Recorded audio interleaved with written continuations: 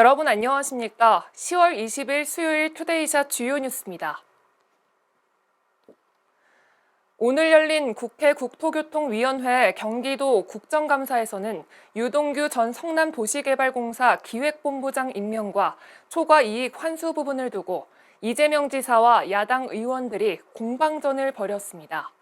국민의힘 이종배 의원은 경력이 미미한 유 전 본부장이 시설관리공단 임원이 된 과정과 본부장 임명 후 업무와 상관없는 기술지원 TF를 꾸려 대장동과 위례 신도시 개발 계획을 짠 점들을 들며 이 지사의 관여가 있었는지 따져 물었습니다. 이 지사는 유 전 본부장의 임명 과정이 기억나지 않는다며 임원 추천위원회 권한인 것으로 알고 있다고 답변했습니다. 또 유 전 본부장의 TF 구성도 언론 보도를 보고 알았다고 답했습니다. 정의당 심상정 의원은 대장동 개발 사업은 분양가 상한제 적용과 임대 아파트 25%, 초과이익 환수 조항 등을 넣어 공익을 추구할 수 있었는데 다 포기했다며 큰 도둑에게 다 내주고 작은 확정 이익에 집착했다고 지적했습니다.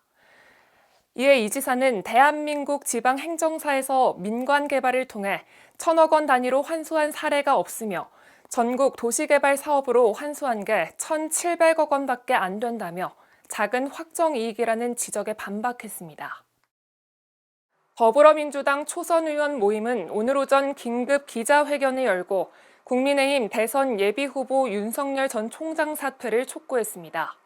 더불어민주당 초선 의원 모임은 윤석열 전 검찰총장이 어제 전두환 전 대통령이 정치는 잘했다고 말하는 분들이 많다고 발언한 것과 관련해 윤석열 후보의 역사 인식과 정치 철학을 고스란히 드러내는 망언이라며 전두환을 닮고 싶어하고 전두환 정치를 실현하려는 윤석열 전 총장의 모습을 볼 수 있었다고 성토했습니다.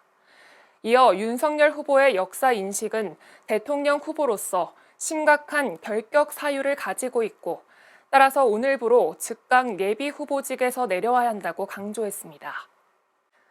박남춘 인천시장이 오늘 연수구 청솔근린공원 조성 현장과 연수구 문화예술회관 건립 예정지 등을 찾아 사업 추진 현황과 코로나19 방역 상황을 점검했습니다. 박남춘 시장은 시민 삶의 질 향상을 위해 주요 민생 현장을 직접 찾아다니며 소통을 이어가고 있는데요. 청솔근린공원은 지난해부터 시 역점 사업으로 추진해온 장기 미집행공원 실효방지 사업을 통해 추진 중입니다. 숲속 놀이터와 생태 연못 등 다양한 쉼터를 조성해 지역 주민들의 휴식처로 제공할 예정입니다. 박 시장은 또 연수 문화예술회관 건립 예정지를 찾아 추진 현황을 살피고 관계자들을 격려하기도 했는데요. 연수 문화예술회관 건립 사업은 지하 1층, 지상 4층 규모의 공연장과 전시실 등을 갖춘 복합 문화시설로 2023년 준공을 목표로 추진 중입니다. 지난 1일 김포대교 아래 한강에서 고양시 행주어촌계의 한 어민에게 잡힌 황금장어가 오늘 다시 한강으로 돌아갔습니다. 고양시는 행주 역사공원 한강변에서 신비한 물고기 황금장어 한강행주 방생제를 열고 한강의 풍어와 고양시의 행운을 기원했습니다. 행사에는 황금장어 방생과 농악대 송별가 공연, 2017년에 잡은 한강 백장어 전시 등이 진행됐습니다. 55cm 길이의 황금장어가 한강에서 잡힌 것은 처음인데요. 황금장어의 황금빛이 부와 재물을 상징한다고 해 길조로 여겨지고 있습니다. 행주 어민들은 처음에는 전시할 계획이었으나 주변의 의견을 수렴해 이날 자연으로 돌려보내기로 결정한 겁니다. 이재준 고양시장은 고양시에 와준 황금장어를 자연으로 보내주게 돼 기쁘게 생각한다며 어민들에게는 풍어, 시민들에게 황금빛 기운이 가득하시길 바란다고 말했습니다. 인천 서구가 어제 겨울철 대설과 한파를 대비해 적설 취약시설인 PB 구조시설물과 아치 판넬 구조 시설물 등을 잇따라 방문해 점검에 나섰습니다. 이번 현장 점검에는 이재현 서구청장을 비롯해 관계 직원이 함께 나서 현장 구석구석을 꼼꼼히 돌아보며 보완점 등에 대해 세세히 논의했는데요. 서구는 구민의 안전과 직결되는 사안인 만큼 발빠른 현장 점검으로 본격적인 대설과 한파가 시작되기 전 만반의 준비를 하겠다는 의지입니다.